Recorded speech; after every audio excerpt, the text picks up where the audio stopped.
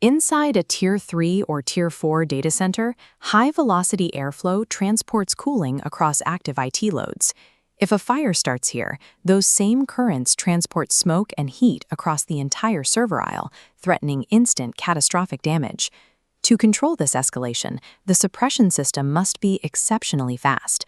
The engineered metric is precise. The suppression agent must reach the most remote zone in under 23.48 seconds.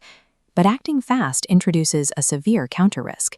A bumped pipe, a loss of pressure, or a single detector glitch that dumps water or gas onto active hardware causes a multi-million-dollar outage. An uncommanded discharge can equal or exceed the financial damage of an actual localized fire. These two scenarios represent the core conflict of the facility. On the left, a thermal event demanding suppression in under 24 seconds. On the right, an unverified discharge on active hardware that creates the very outage the system is designed to prevent. Traditional, reactive wet pipe sprinkler systems fail this test. Holding pressurized water directly over critical infrastructure at all times relies on a single mechanical barrier, the sprinkler bulb, making it a permanent, unacceptable liability. To navigate these risks, the control system is governed by a logic matrix that remains gated until independent conditions are met. Every input is verified through multiple sensors, so that no single uncommanded signal can trigger an irreversible suppression action. Looking at this ecosystem visual, we see a complete lifecycle mapping.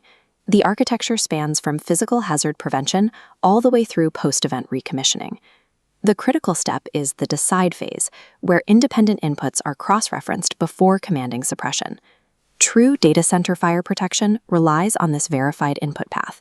It is a deterministic logic ecosystem, where decisive response and strict gating operate together. Translating that software logic into the physical environment requires mapping the specific typologies of the facility. Each room presents a distinct hazard that demands a unique suppression physics. This isometric diagram maps the distinct hazard zones.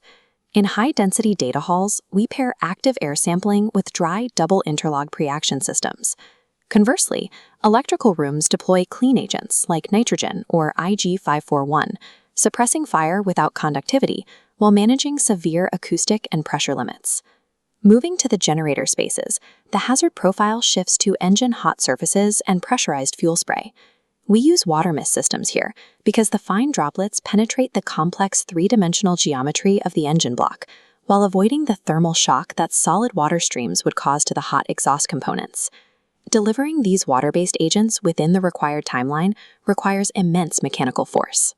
Fire pump skids pressurize the delivery networks, ensuring flow and volume meet the exact hydraulic calculations of the 24-second delivery window. Applying an electrical clean agent to a fuel pool fire or a wet pipe to a data hall creates immediate peril. Deploying the incorrect suppression typology into a room introduces as much business interruption risk as having no fire protection installed at all. Let's trace a verified discharge chronologically. The timeline begins when an active air sampling pipe detects microscopic combustion particles long before visible smoke forms. This flowchart tracks the command workflow. The initial input hits the fire alarm control panel, logged strictly as a warning for human investigation, not release authorization. The panel then runs this input through its decision logic matrix, utilizing a concept called cross-zoning. The logic matrix explicitly forbids advancing to the output phase until a secondary independent verification occurs, such as a thermal trip or a second smoke sensor in an adjacent zone confirming the event. In the pre-action containment sequence, verified logic triggers the first transformation. A solenoid opens, flooding the dry pipe grid. The second transformation is localized. Actual fire heat bursts a specific thermal bulb, cascading water precisely onto the hardware where the heat signature peaks. Concurrently, HVAC systems execute a pressure strategy. The fire floor is pulled into a negative extract state, while adjacent floors are pressurized. Claiming absolute priority over standard building management, the life safety system actively modulates dampers and drives, locking out normal recirculation. By the time the timer hits 0, the data hall has reconfigured its pressure boundaries and plumbing integrity before a drop of water ever reaches the server rack. We must also examine system resilience by exploring edge cases. we have to know exactly what the logic matrix does when field devices break or generate false readings. Consider a sudden hardware glitch or physical damage shorting out a single sensing element on the data floor. Under deterministic gating, a loss of supervisory air pressure or a single detector fault produces a localized trouble state at the panel. It specifically does not progress to a discharge. Or consider the catastrophic risk of a false trip shutting down the site. A routine local alarm must never trigger an unapproved campus-wide emergency power off. Operators must satisfy a strict multi-tier escalation matrix, verifying the physical conditions, electrical consequences, and the recovery plan before authorizing a true power removal command. If the overarching facility data network drops offline, the local fire panels preserve absolute autonomous action. The protection logic functions perfectly without relying on the central data center infrastructure management platform. If a primary smoke extract fan or motorized damper fails to actuate during a real event, the system logs the fault and immediately routes to redundant exhaust paths, maintaining the life safety pressure boundary while notifying manual firefighter overrides. Deterministic gating is equally tasked with isolating mechanical failures as it is with suppressing actual fires. It protects continuous uptime by aggressively rejecting spurious inputs. A rated 3 or rated 4 facility maintains its protection basis even while subsystems are isolated for inspection. The design accommodates a full range of maintenance and testing schedules without creating an outage. This diagram outlines concurrent maintainability through strict inspection, testing, and maintenance schedules. Planned isolation cannot remove the adopted fire protection basis.